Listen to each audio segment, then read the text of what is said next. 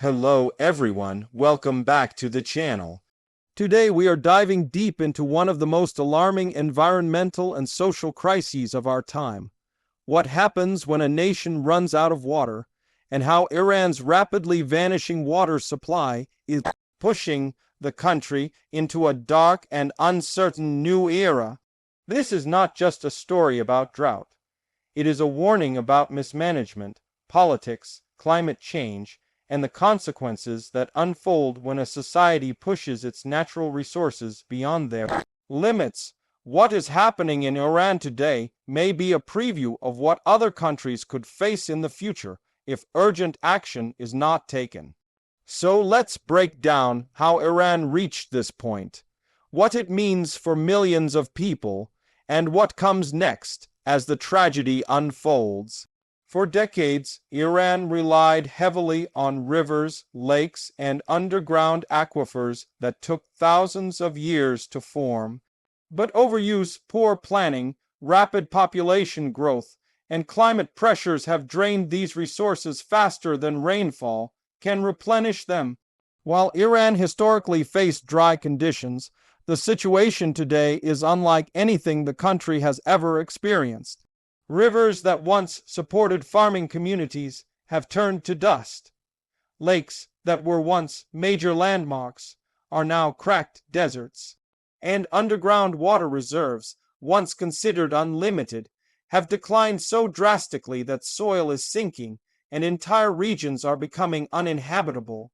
This is not a temporary drought. It is a long-term collapse. One of the most dramatic examples is Lake Urmia, once one of the biggest salt lakes in the Middle East. Decades ago, it attracted tourists, wildlife, and a booming local economy. But a combination of dam construction, water mismanagement, and climate change caused the lake to shrink by more than 90%. What remains today is a toxic salt flat, and winds now carry salt into nearby towns, damaging farmland and causing respiratory problems. Farmers who depended on the lake for irrigation have watched their crops fail year after year. Many have abandoned their homes in search of water and work elsewhere, marking the beginning of a wave of internal climate migration. The disappearance of water has also triggered another dangerous consequence: sinking land. In many Iranian cities and rural areas, the ground is collapsing due to excessive groundwater extraction.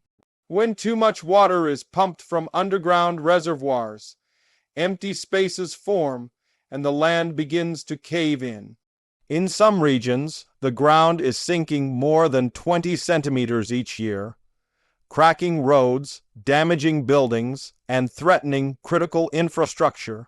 This kind of land subsidence is almost impossible to reverse, and it shows how deeply Iran has dug into its ancient water reserves.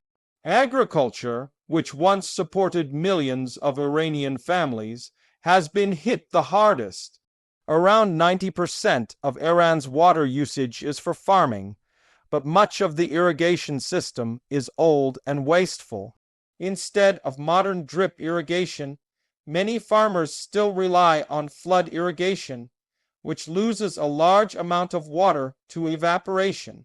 Crops like pistachios, wheat, and saffron require huge amounts of water, and yet they are grown even in areas where water scarcity is severe. Over time, farmers kept digging deeper wells, trying to save their livelihoods, but in doing so, they accelerated the destruction of aquifers. Today, thousands of wells have dried up or been sealed, leaving entire farming communities without income. As water becomes scarce, disputes between provinces and villages have intensified. In several regions, protests have erupted as people struggle to secure drinking water. Some communities have blocked roads, demanding that authorities deliver water through tankers. In others, clashes have broken out between villagers accusing each other of stealing water or diverting rivers. This growing tension shows how water scarcity can spark social conflict. When basic needs are threatened, frustration turns into desperation, and desperation often turns into unrest. In cities, the crisis looks different but is just as severe. Water rationing has become more common, with urban areas experiencing hours or even days without tap water. Some cities rely on water tankers or temporary supply lines. People have had to adjust their daily routines, bathing less, storing water in containers, and relying on bottled water for drinking. Businesses, schools, and hospitals have faced interruptions.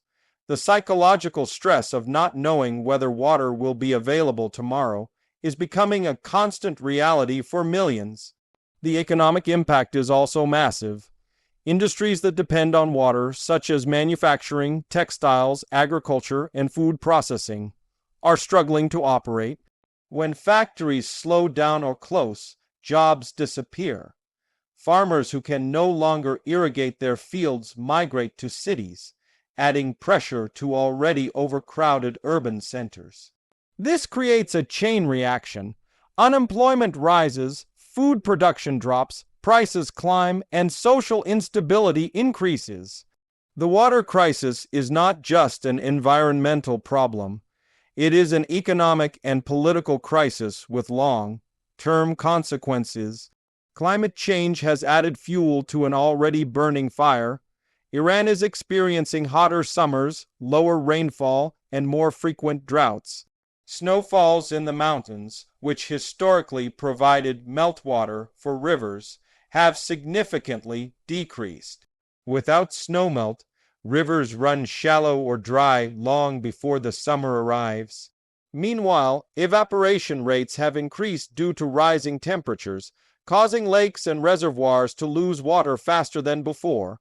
Climate models suggest that Iran's climate will continue to become hotter and drier in the coming decades, making recovery even harder.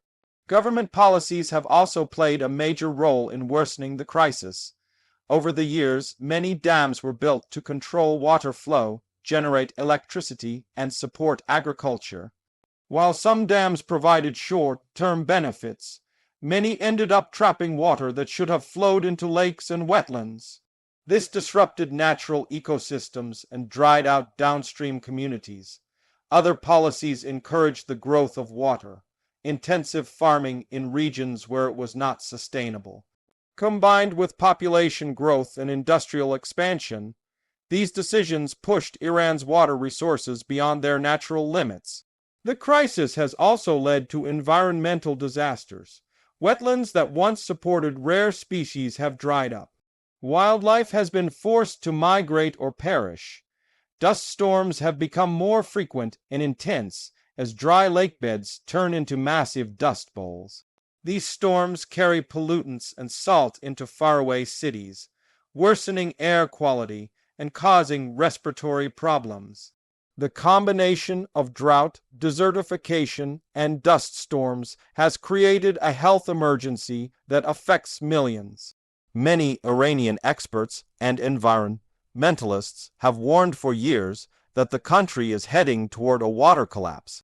They have called for major reforms, including reducing water-intensive agriculture, modernizing irrigation systems, enforcing water usage limits, restoring natural ecosystems, and investing in renewable water sources like desalination and recycling.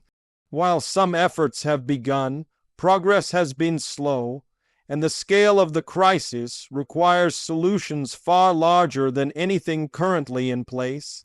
One of the biggest challenges is the loss of trust between the population and authorities. When communities feel that decisions are made without transparency, frustration grows.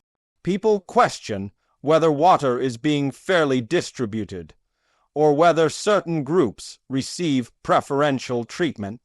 Without public trust, even effective solutions may face resistance. Water management is not just a technical challenge, it is a social and political one. As Iran's water crisis deepens, millions of people may be forced to migrate from regions where life is no longer possible. Entire towns could be abandoned.